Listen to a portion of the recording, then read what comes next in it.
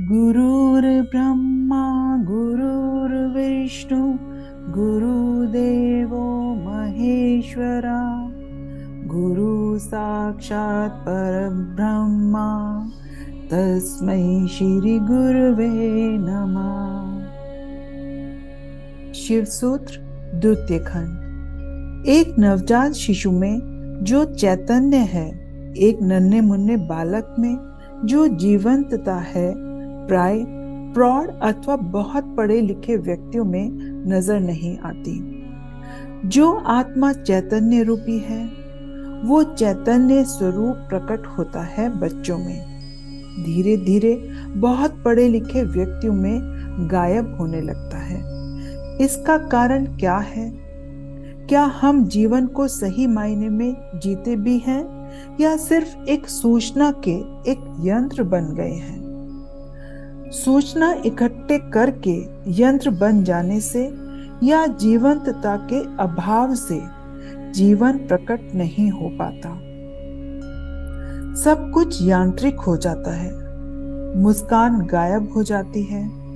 कहते हैं कि एक शिशु एक दिन में 400 बार मुस्कुराता है, एक युवा केवल 17 बार मुस्कुराता है, एक प्रौढ़ व्यक्ति मुस्कुराता ही नहीं, और बड़े प्रोफेसर हो गए तो भूल ही जाओ, वे तो मुस्कुराते ही नहीं और वे समझते हैं बहुत बड़ा अपराध है मुस्कुराना। चेतना का क्या लक्षण है? चेतना का लक्षण है उत्साह, प्रेम, आनंद, सृजनात्मकता। चाहे उपद्रव भी करो, कोई हर्ज नहीं, कुछ तो करते रहो। वह चैतन्य का नटखटपन भी ठीक है, वह चैतन्य का ही लक्षण है। जहां चेतना होती है वहां जड़ता नहीं होती। जड़ बन के बैठे रहे, यह तो चेतना का अभाव है। ऐसी चेतना का प्रस्फुरण अथवा विकास जीवन में चाहिए। तो इसमें बाधा क्या है, ये देखने के लिए दूसरा सूत्र है ज्ञानम बंधा। जीवन हर क्षण ताजा है। पंचेंद्रियों से ग्रहण किया गया सीमित ज्ञान तुम्हें भूतकाल से बांध देता है। ज्ञान दो तरह का होता है। एक है स्वरूपगत ज्ञान, अर्थात जानने की शक्ति। कण कण में जानने की शक्ति है, जीवंत शक्ति। जीवन का लक्षण भी जानने की शक्ति ही है। एक रेत के कण और एक चींटी में क्या फर्क है? रेत के कण वैसे का वैसा रहता है, चींटी को थोड़ा सा भी ऐसे वैसे करो तो वो इधर उधर हिलती है। वह जान लेती है कि खतरा है, और खतरा है तो वो भागती है। उस चींटी में जानने की शक्ति है। जानने की शक्ति रेत के कण में भी है, लेकिन बहुत कम मात्रा में है, बहुत थोड़ी सी है, इतनी कम कि ना के बराबर। पत्थरों में भी जीव है, मगर इतनी जड़ता में लुप्त है कि जैसे है ही नहीं, ऐसा लगता है वह है ही नहीं। पेड़ पौधों में भावना है, भावना की शक्ति निहित है, मगर इतनी स्पष्ट नहीं दिखती। आप एक कुल्हाड़ी लेकर पेड़ के पास चले जाओ, पेड़ रोता है, घबराता है। आप पानी की बाल्टी लेकर पेड़ के पास जाओ तो पेड़ बहुत खुश हो जाता है, लेकिन उसमें इतना अधिक चैतन्य नहीं है कि वह उसे अभिव्यक्त कर सके, जैसे कि किसी पशु पक्षी या प्राणी में होता है। किसी कुत्ते को डंडा या पत्थर दिखाओ तो वह भाग जाएगा, और रोटी दिखाओगे तो वह पूंछ हिलाते हुए आएगा। यह वही भाव है जो पेड़ में है, लेकिन प्राणी उसको अधिक अभिव्यक्त कर सकता है, पेड़ पौधे नहीं कर सकते। इसी तरह पत्थरों में भी जान है, प्राण है, मगर उसकी मात्रा कम है। आखिर क्या है जो इंसान को पत्थर सा बनाता है? कहते हैं ज्ञान। जो व्यक्ति यह समझ लेता है कि मैं सब कुछ जानता हूं, तो मान ही लो कि वो आगे कुछ भी नहीं सीखेगा। जो सीखने के लिए तैयार ही नहीं है, उनमें कोई जान ही नहीं है। जीवन का लक्षण है नित्य नूतनता। नित्य नूतनता में ही सीखने की और ज्ञान प्राप्त करने की एक ताजा लहर है, नयापन है। जिस विषय में आप जानते हैं, उसमें आप अधिक सजगता नहीं रखते।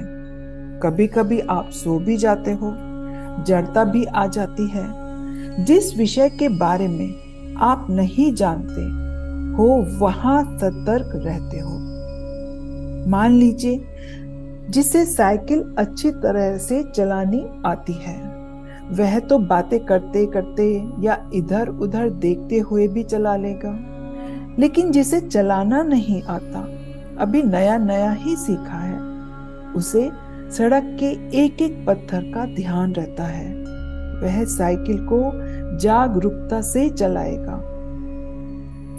यही जागरूकता या जानने की शक्ति जीवन का लक्षण है, आत्मा का लक्षण है।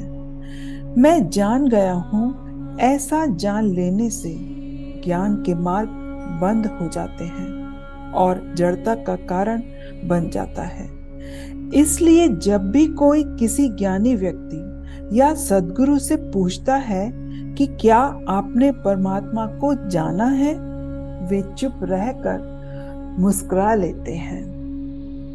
परमात्मा जानने की वस्तु है ही नहीं, परमात्मा जान ही है, ज्ञान स्वरूप है। परमात्मा ये वस्तु नहीं है, वो ज्ञान है। जानने की शक्ति ही परमात्मा है, ज्ञान शक्ति है। मैंने जान लिया, यह कहने से कहीं कहीं हम जानने की शक्ति को ही समाप्त कर देते हैं, उसका अनंत विस्तार नहीं कर पाते। इसलिए कहा गया है, सत्यम ज्ञान अनंतम ब्रह्मा, अर्थात जिसका कोई और छोर नहीं है, ऐसे ज्ञान का विस्तार हो, जानने की शक्ति हो। मगर जान लिया ये गर्व नहीं हो, भाव नहीं हो, तब चैतन्य अभिव्यक्त हो जाता है। चैतन्य आत्मा, फिर उस चैतन्य की अभिव्यक्ति का क्या लक्षण है? फिर वही स्व आत्मा आनंद प्रकाशव कुशे, ज्ञानम बंध, ज्ञान ही बंधन है। अब इससे कैसे मुक्त हो? अगला सूत्र, योनि वर्ग कला शरीरम।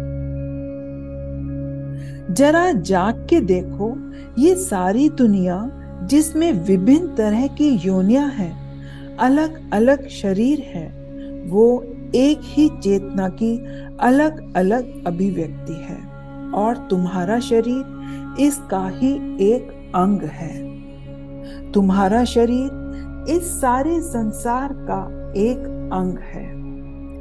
जब हम पैदा हुए थे, सिर्फ 3-4 किलो के थे। अब हम कितने किलो के हो गए हैं? कैसे इतना वजन हमने हासिल कर लिया? जीवन में जो भी हमने लिया है, वह इसी मिट्टी से, इसी अनाज से, इसी हवा पानी से लिया है। हमारे शरीर का वजन, जो कि 60, 70 या फिर 100 किलो का है, हमने यहीं से प्राप्त किया है, और ये यहीं रह जाएगा। यहाँ से लिया और यह सब यहीं रह जाने वाला है। इसके साथ एकता महसूस कर लेना ध्यान है।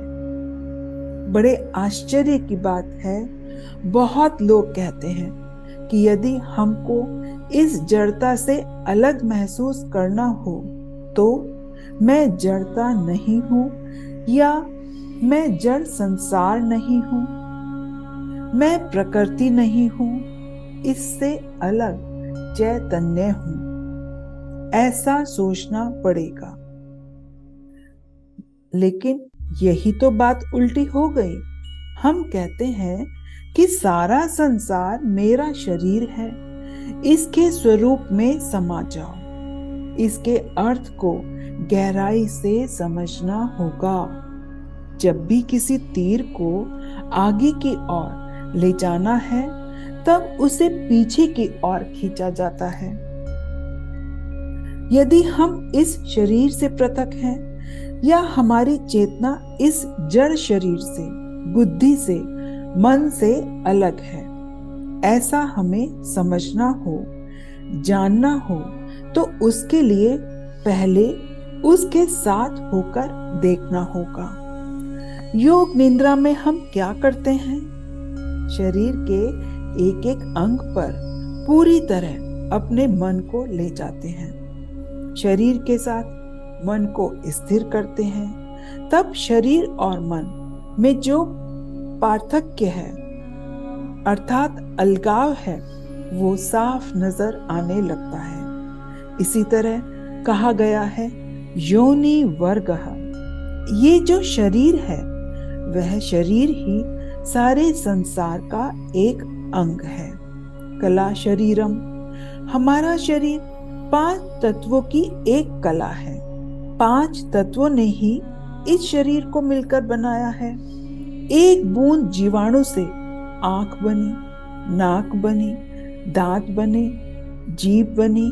पूरा शरीर अलग अलग शक्तियों से भर गया। दर्शन शक्ति, श्रवण शक्ति, सूंघने की शक्ति, स्वाद लेने की शक्ति, ये सब अलग अलग शक्तियां प्रकट होने लगी इस शरीर में। इससे कलात्मक और क्या हो सकता है? ये सारा संसार एक कला है। कला का अर्थ समझो। सृष्टि का एक अंग जिसका आप आदर करते हो, प्रशंसा करते हो, मानते हो, जिसको मान्यता देते हो, वही कला हो गया। तो शरीर को भी मान्यता दो, सारे संसार को भी मान्यता दो। जड़ व्यक्ति किसी चीज को मान्यता नहीं दे सकता। चैतन्य से परिपूर्ण व्यक्ति ही समस्त जगत को मान्यता दे सकता है। पत्थर किसी का मान सम्मान नहीं करते और ना ही अनादर करते हैं। आदर या अनादर करना हो तो चेतना का होना अनिवार्य है। जहां शरीर चेतना होती है, वहां सम्मान साथ होता ही है।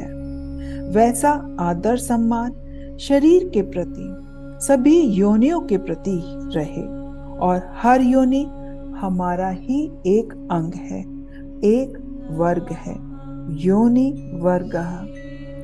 कला शरीरम। इतनी जानकारी आ गई, इतना आदर करना आ गया जीवन में, फिर ज्ञान का बंधन छूट जाता है।